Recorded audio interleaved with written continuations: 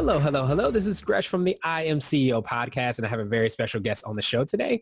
I have Sharon Ramel of Practically Enlighten You. Sharon, it is awesome to have you on the show. Thank you. It's great to be here. I appreciate you inviting me. No problem, no problem. And what I wanted to do was just read a little bit more about Sharon so you can hear about all the awesome things that she's been able to accomplish. And Sharon Ramel helps women who are excited about their purpose becoming equally passionate about taking care of their number one asset, themselves. As a self-care expert, she draws on over 30 years working in the wellness and empowerment field.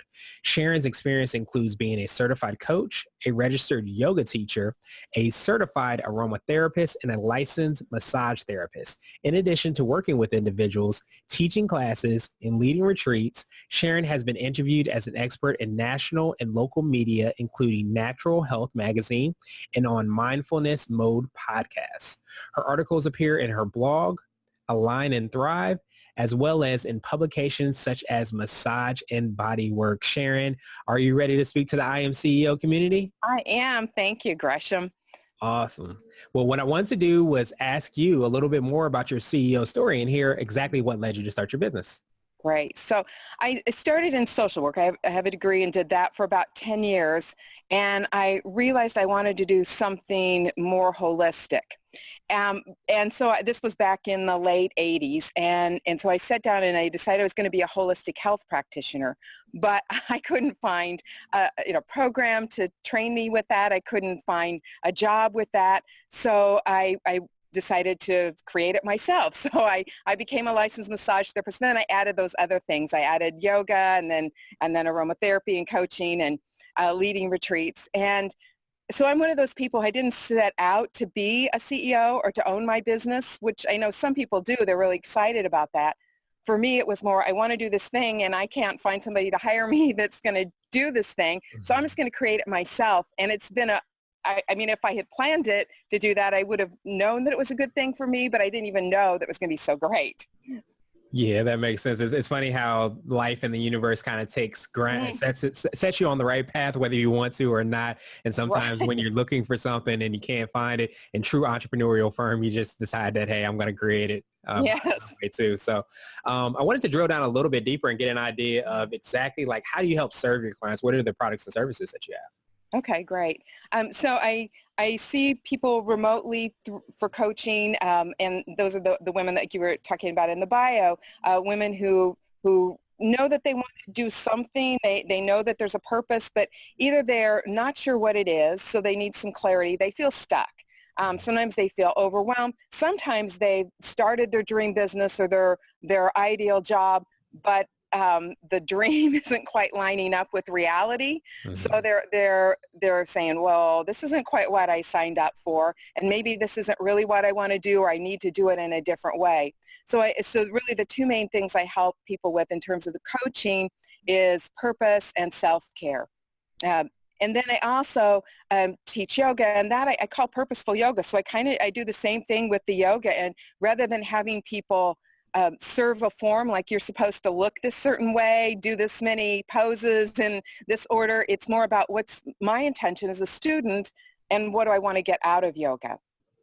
And then also with the massage, it's about helping people reduce stress and find balance in their lives so they can do what it is that they want to do. Yeah, so those, and then the retreats too. So I have a retreat coming up in Mexico. It's a yoga retreat, but again, with that focus of how to be purposeful and, what do you want this time to do for you? I love that. I love that. And I love how you have the different modalities, I guess might be the right term. And you're able to keep that consistent with the idea of purpose and the idea of kind of fulfilling exactly what it is that you wanted to do. So you're just not doing yoga just for doing it. You're doing it from a purposeful mindset and a purposeful kind of, I guess, action, so to speak. Yeah. I mean, I like a lot of writing my life, obviously, but I also feel like having multiple tools really helps me help people. We might start on one path and say, oh, this is another tool that would be useful for you here. So I feel like, again, it's that what started me on this path in the beginning was to have a more holistic way that could really address the body, mind, spirit, energy, emotions, not just people on one level. That makes perfect sense. That makes perfect sense. Now, I wanted to ask you and drill down a little bit deeper. You might have already touched on it, but for what I call you, like your secret sauce or kind of like your Mm. differentiator, what kind of sets you apart? I think one is that I have, you're right, I think I have touched on a bit, that I have this kind of a suite or a smorgasbord of tools. Plus is the years of experience. I combine the tools, but also with kind of an intuitive approach to that people will sometimes say to me, wow, 30 minutes of coaching was more effective than 3 hours of counseling. Not that I'm trying to, compete or replace counselors, but I think the combination as well as is kind of intuitively knowing what people need and what might be beneficial is really what sets me apart. Yeah, absolutely. Yeah, and I can imagine that when a lot of people are, or some people only have like maybe one kind of tool that they can use, they always say you have to use this, but you being able to have, like you said, one of my favorite words, smorgasbord of modalities that people can use, you can definitely figure out what works best for them and aligns with them. Mhm. I think that's awesome. Well, cool. Well, what I wanted to do was to kind of switch gears a little bit and ask Okay. you for what I call a CEO hack. And a CEO hack could be an app, it could be a book, or it could be maybe even a habit or something that you do that makes you more effective and efficient as a CEO. Okay, probably not as sexy as an app, but my CEO hack would be meditation. I have done it for over 30 years, and I do it every morning. And some mornings, if I've got a extra busy day, it might just be a few minutes even. But I don't know what I would do without it, honestly, because it helps me focus. First of all, it helps me have awareness. So sometimes I'll sit down and it'll even take me a while. I might sit there for 5 minutes and say, oh, there's this like loop running in my mind that I wasn't even aware of. And then I can put that aside and say, I need to address it, or I need to not focus on that. So it helps me with awareness. It helps me with clarity, with focus, and just to be a happier, healthier person instead of obsessing all the time about certain things, just to say, okay, I can have more awareness that I'm doing that and let it go. Yeah, that's huge. And especially for like any entrepreneur, business owner, CEO, there's a million and one things happening and coming Yeah. and going. To be able to take that time and say, okay, this is what it is, but let me release it and let it go is a big thing. And kind of do that on a regular basis is huge. So, Mhm. And sometimes just to add, sometimes I'll find that when I kind of clear the decks, then I'll have an aha moment, or something will come in of like, oh, you should contact this person, or this would be a great idea for a class.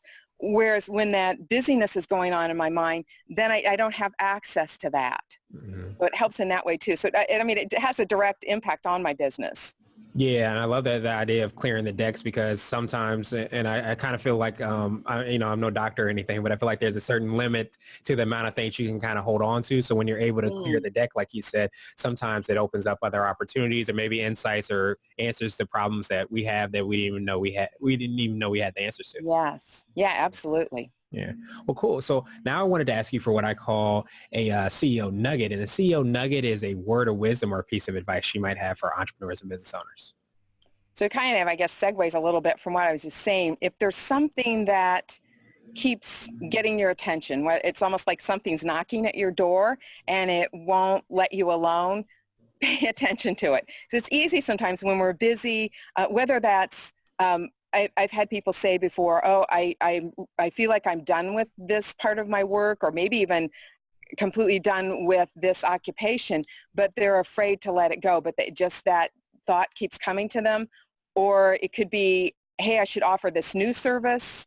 Or it might be their body that's talking. So, boy, I've noticed that my right elbow is really sore because I've been on the computer a lot, but I got to push through here. So those kind of things that, I mean, we all have fleeting ideas and, these little, I think, genius moments that pop up, but those ones that just like keep coming back to you, I think it's really crucial to pay attention to those as part of the nuggets on our path of a life of joy and purpose and wellness. Yeah, and I'm a big believer that kind of everything happens for a reason. And sometimes the universe talks to you even when you have your blinders on and your ears closed. And sometimes those things that repeatedly tap on your shoulder, so to speak, to say, hey, pay attention to me, whether it be an idea or like you said, maybe a nagging injury or something like that is something you should kind of pay attention to. Yes, yeah, absolutely. Awesome. Awesome. Well, now I wanted to ask you for what is my favorite question, which is kind of the definition of CEO. And we're hoping on this podcast to kind of redefine and look at what exactly a CEO means and having different guests on there to on this show to kind of answer it. So I wanted to ask you, what does being a CEO mean to you? Well, and like I said, I love that you're doing this, that you're, I talked before we started recording about, I love that you're redefining it because like I said in the beginning, I wasn't somebody who said, yeah, I want to do this. But now that I am doing it, have been doing it for all these years, it really means, one, it means to me that I get to have this value-based business. And because values are so important to me, everything I do in my work is values-based. So from what I purchase, so whether I purchase recycled paper, for my printer, or the policies that I set, the who I work with, where I work, the hours I work, all of that is really values-driven. And then therefore, even without me saying that out loud to people, then I attract people who are in alignment with my values because it's such a part of my mission and who I am in this business. And then the other thing I would say is self-responsibility. When I was an employee, I was a good employee, but I always felt like, oh, I've got to stay later or work harder on this because my boss wants me to. And then when it was just me, it didn't take me long to say, oh, wait a minute, all those years, it was really me, it wasn't the boss. So I really like that. I mean, people say the buck stops here in kind of a negative way, but for me, the fact that it's like I'm responsible for what happens in my business. I'm not totally responsible for the results my clients get because it is a partnership, but I am responsible for how I show up, what I bring to the world, those kind of things. And I love that. It's like ultimately if I'm not happy, if I'm not well, if I'm not liking what's happening with my business, it's me. And I get to then choose to do something different. So I love that. And that's I guess that's for me, that's the definition of being a CEO is that it's that it gets to be values based and that I am responsible.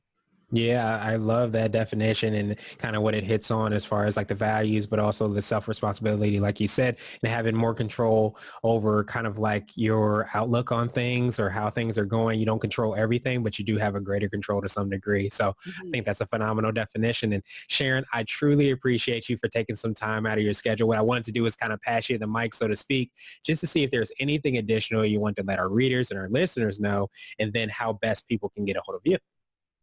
I can't think of anything else. I really enjoyed this. I loved your questions. It was really fun. And people can get a hold of me at my website, which is practicallyenlightenyou.com. Or they can find me on Facebook. It's Sharon Rummel. Oh gosh, I should know this. It's Coaching and Retreats, I think is what, there aren't too many Sharon Rummels out there. So you probably have in your podcast how to spell my name. So, Exactly. so they can find me that way. So yeah, I would love to connect with people and hear their thoughts and ideas and answer any questions for them. Absolutely. And what we'll do is we'll have the links in the show notes so anybody can kind of click through and hear more about all the awesome things that you're doing. So Sharon, thank you so much again. I truly appreciate you and hope you have a phenomenal rest of the day. You too. Thanks a lot, Gresham. You too. Bye.